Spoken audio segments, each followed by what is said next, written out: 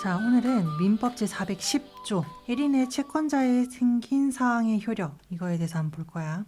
자, 우리 저번 시간에 409조 있잖아. 409조 불가분 채권에 대해서 봤어.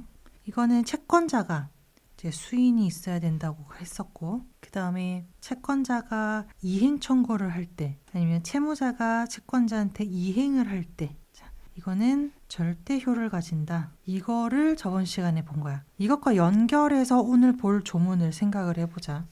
자, 제410조 1인의 채권자에 생긴 사항의 효력. 전조의 규정에 의하여, 전조가 409조를 얘기하는 거야. 모든 채권자에게 효력이 있는 사항을 제외하고는 불가분 채권자 중 1인의 행위나 1인에 관한 사항은 다른 채권자에게 효력이 없다. 2항 불가분 채권자 중에 1인과 채무자 간에 경계나 면제 있는 경우에 채무 전부의 이행을 받은 다른 채권자는 그 1인이 권리를 잃지 아니하였으면 그에게 분급할 이익을 채무자에게 상환하여야 한다. 자, 이게 지금 410조인데 409조랑 연결돼 있단 말이지. 자, 이거 보면 전조의 규정에 의해서 모든 채권자에게 효력이 있는 사항, 이게 409조에서 얘기하는 절대효라고 얘기했던 게 뭐야? 이행 청구, 그치? 그 다음에 채무자가 어느 한 사람한테 이행했을 때 요걸 얘기하는 거야. 요거 두 개, 이 효력, 모든 채권자에게 효력이 있는 사항, 요거 빼고, 이거 빼고 나머지는 효력이 다른 사람한테 없다라는 걸 얘기해 주고 싶은 거야. 409조에서 절대효라는 거 두 가지 보여줬지? 그거 빼고는 채권자 중 어느 한 명이 행동을 한 거, 채권자 중 한 명에 대한 내용, 이런 건 다른 채권자한테는 영향을 미치지 않아 라는 얘기를 해주고 싶은 거야. 예를 들면 채권자들이 채무자한테 돈을 빌려줬다고 쳐보자. 그래서 1억을 빌려줬어. 그리고 이거는 의사표시에 따라서 이거 불가분 채권이야 라고 약정도 했다고 해보자. 이 상황에서 이게 409조의 상황이지. 갑일이 채무자 너무 안타까워 보이는 거야. 그래서 아유, 너 생활도 빠듯하고 힘든 거 내가 아는데 에이, 이거 안 갚아도 돼 하면서 면제를 해줬다 이거야. 그러면 우리 기분이 좋아 안 좋아? 이제 기분이 좋아졌어. 돈 갚아야 되는 게 이제 안 갚아도 되니까. 기분 좋게 있었는데 나중에 갑 2가 채무자한테 와서 너 왜 돈을 안 갚아? 돈 갚을 때 되는데 돈을 안 갚네. 너 빨리 이행을 해야 되는데 왜 그럴까? 이게 물어봤단 말이지.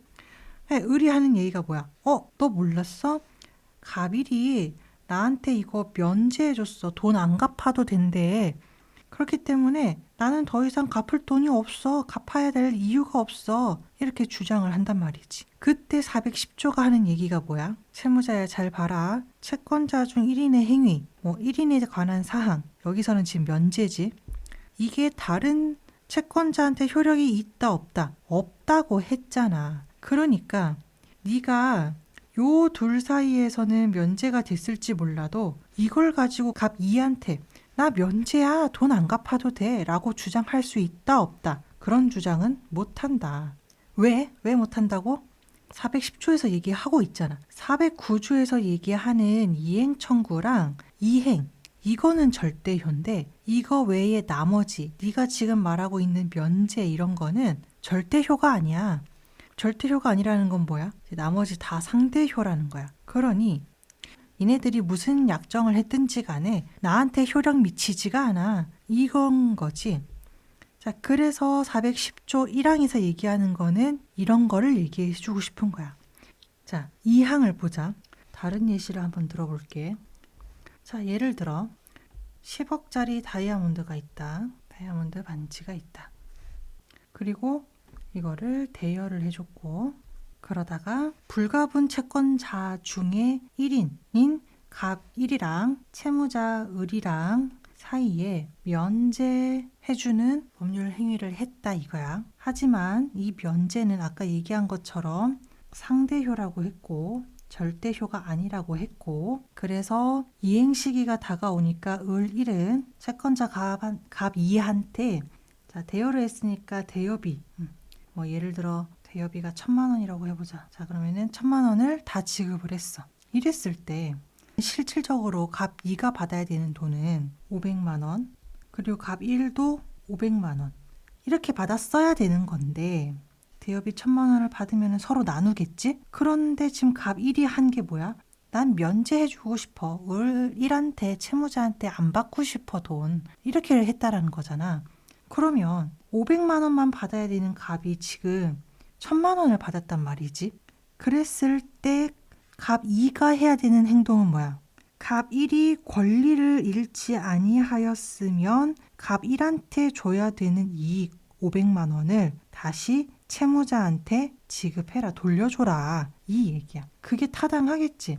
갑 2가 1000만 원을 받는 거는 타당하지 않아. 왜냐면 어차피 얘는 500만 원만 받으면 되는 애인데 1000만 원을 받은 거는 자기가 원래 받아야 되는 것보다 더 많이 받은 것이고, 갑 2가 갑 1한테 돈을 주려고 하니 갑 1은 나 이거 면제해줬어. 나 돈 안 받으려고 하는 건데 해서 이 500만 원이 지금 없어졌단 말인 거지. 그러니 남아있는 500만 원을 다시 을한테 돌려주는 게 타당하다라는 거를 410조에서 얘기를 해주고 싶은 거야. 정리해보자. 전조의 규정에 의하여 모든 채권자에게 효력이 있는 절대효를 빼고 제외하고는 불가분 채권자 중 한 명의 행위나 아니면 불가분 채권자 1인에 관한 사항은 다른 채권자한테는 효력이 없다. 그러니 이행 청구나 이행 빼고는 다 상대효다. 그리고 불가분 채권자 중 1인과 채무자 사이에 경계나 면제가 있을 때에는 이건 이행이나 이행 청구도 아니기 때문에 상대효고, 그러면 그건 다른 사람한테 영향을 끼치지 않고, 그러니까 다른 채권자가 채무 전부의 이행을 받았다면 경계나 면제를 했던 그 1인이 권리를 잃지 않았을 때 줘야 되는 수익, 이익, 나눠야 되는 그 이익을 다시 누구한테 돌려줘야 된다? 채무자에게 돌려줘야 된다. 자, 이제 이해가 돼? 자, 그래서 내가 아까 얘기를 한 거 면제에 대한 얘기를 했었는데, 면제는 용어가 그래도 알기 쉬워.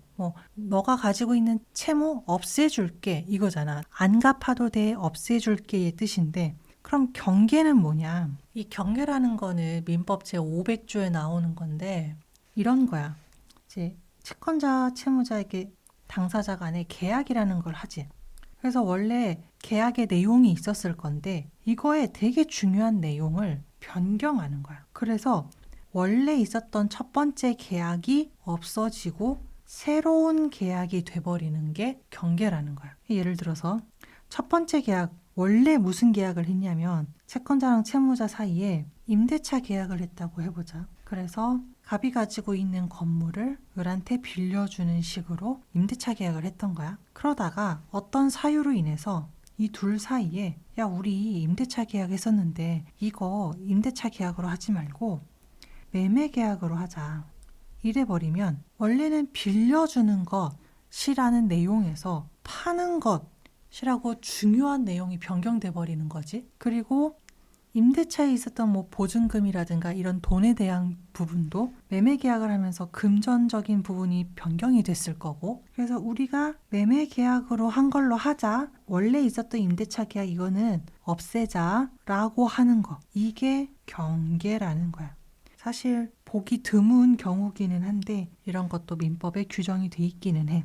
자, 그래서 이 상황에서 이제 생각을 해보면 이 두 사람 사이에 경계를 하거나 아니 뭐 면제를 했거나 그거는 얘한테 상관이 있다 없다? 전혀 상관이 없다. 사실 갑 2는 아무것도 모르고 있을 수도 있잖아. 그냥 갑 1 혼자서 하는 행동일 수도 있어.